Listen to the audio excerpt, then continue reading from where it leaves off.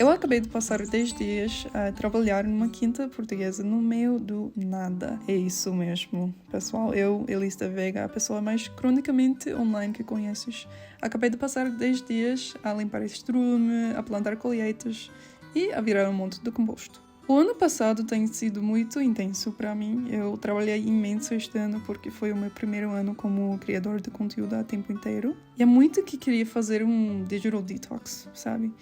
Como dizemos em inglês, go touch some grass, e isso foi o que fiz. Eu dei o salto e encontrei um projeto de voluntariado na Worldpackers, em Alter do Chão, que é uma aldeia muito pequena no Alentejo. Já tinha feito várias experiências Worldpackers no passado. É um site onde podes encontrar experiências de voluntariado em troca de alojamento gratuito e às vezes comida também.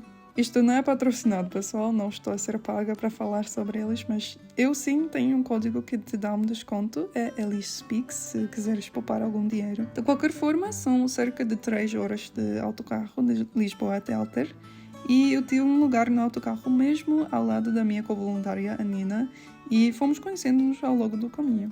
A Nina é polaca e depois de ter ficado com ela durante 10 dias, eu agora sei mais sobre a Polónia do que alguma vez pensei saber. A Mafalda e a Jerônimo foram-nos buscar e acolheram. Eles têm um projeto de permacultura chamado Semente Livre, onde cultivam os seus próprios alimentos, têm os seus próprios patos e galinhas e até construíram uma pequena casa no terreno. Não é espetacular, pessoal? Foi aqui que eu e a Nina ficamos e durante a minha estadia eu não tinha um trabalho fixo, não sei. Era apenas o que fosse preciso fazer num projeto. Então, por exemplo, eu tinha que deixar sair os patos e as galinhas todas as manhãs. E havia um pato macho chamado Emílio que era muito bravo e me mordeu várias vezes, mas eu sempre perdoo. São uns animais maravilhosos, mas eu odeio o pato macho.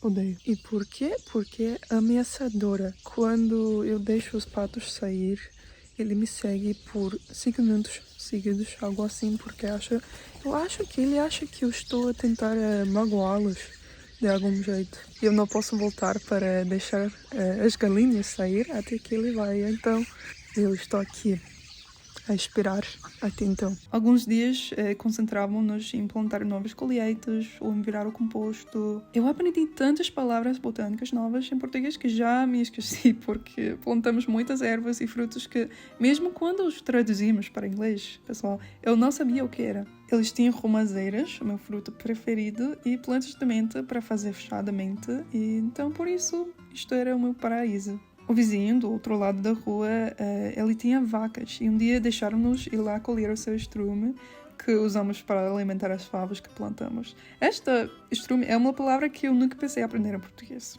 Estrume.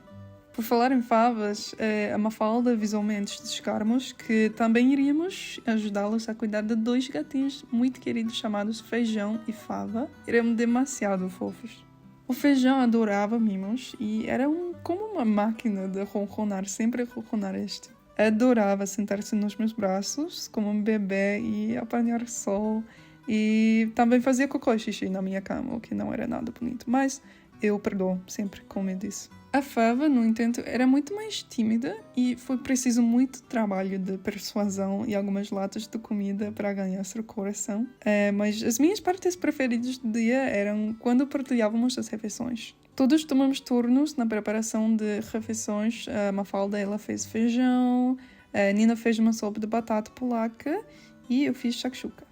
O que eu mais gostava era que, mesmo que fosse outra pessoa a cozinhar, todos nós contribuímos de alguma forma, sabe? Como lavar os legumes, fazer a salada ou servir o vinho. Será que isto significa que tenho de me retirar da sociedade e juntar-me a um caminhão? Pode ser. A Mafalda também faz cosméticos naturais com as ervas que cultiva na quinta.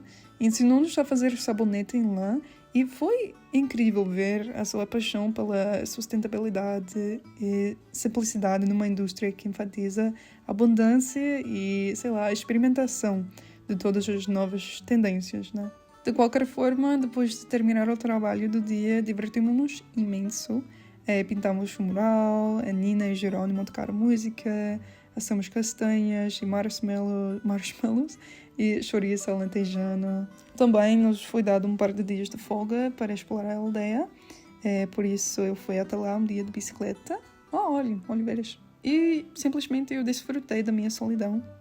Eu tinha já comprado algumas palavras cruzadas portuguesas na estação de autocarros, então por isso e os meus livros mantiveram-me ocupada. Eu passei muito tempo a admirar os azulejos, como sempre, em Portugal. O que eu mais gosto de Portugal é o facto de parecer tão antigo, mas no melhor sentido, sabe? Sabias que Portugal é o mais antigo Estado-nação estabelecido na Europa? Foi fundado acho que em 1140 ou 43, algo assim. Olhe para este castelo. Este foi construído em 1357. Dá para acreditar? É extraordinário. A Nina e eu também tiramos um dia de folga para ir à Quinta de Cavalos da aldeia, o que é a Caldelaria Alter, que foi fundada em, não sei, o século XVIII, digamos. Podemos assistir à solta das éguas pela manhã. Eu não sabia o que era uma égua, mas eu já sei. O que foi uma experiência realmente majestosa, não sei. Tenho de admitir que tenho um pouco de medo de cavalos, porque se assustam facilmente, mas são animais muito queridos. Acho que só me assustam ao andar atrás deles. Olha para a vista, este é o ponto mais alto da cidade. Eu vim para cá principalmente para mergulhar na língua portuguesa e em Portugal, e isso foi o que fiz, mas também ganhei muito mais do que isso. Eu aprecio muito mais, por exemplo, a minha autossuficiência, porque realmente não há nada como fazer uma refeição inteiramente com o que acabaste de colher, ou manter-te quente com a lenha que acabaste de juntar para afogar a lenha, ou ter de ferver água para poder lavar o cabelo com água quente.